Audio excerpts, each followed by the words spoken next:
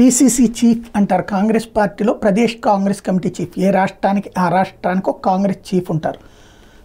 ఇప్పుడు తెలంగాణకి Revanth Reddy chief plus PCC chief plus CM. అట్లాగే ఒరిస్సాకి సంబంధించి వాస్తవంగా సీఎం కావాల్సినటువంటి వ్యక్తి శరత్ పట్నాయక్, కాంగ్రెస్ చీఫ్ ఆయన. అయితే తాజాగా ఓటమి పాలవడం, కాంగ్రెస్ పార్టీ ఆ పీసీసీ చీఫ్ మీదన కొంతమంది ఇంకు చల్లారు. ఇది భారతీయ జనతా పార్టీ చేయించింది, అల్లరి మోకలతో భారతీయ జనతా పార్టీ ఈ అరాచకం చేయిస్తోంది అన్నటువంటి విషయాన్ని ఆయన ఆరోపించారు. కాంగ్రెస్ కూడా ఆరోపించింది. తీరా చూస్తే ఇప్పుడు బయటపడింది ఏంటంటే 5గురిని అరెస్ట్ చేశారు. ఈ 5గురు కూడా కాంగ్రెస్ వాళ్ళే.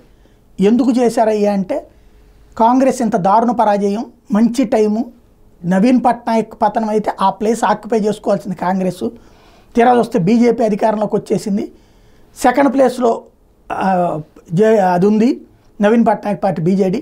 మేము చివరికి వెళ్ళిపోయాం, ఇతని ప్లానింగ్ ఫెయిల్యూర్ అంటూ వాళ్ళు ఆగ్రహం వ్యక్తం చేస్తే దాన్ని బీజేపీ మీదకి మళ్లించే ప్రయత్నం చేశారన్నమాట.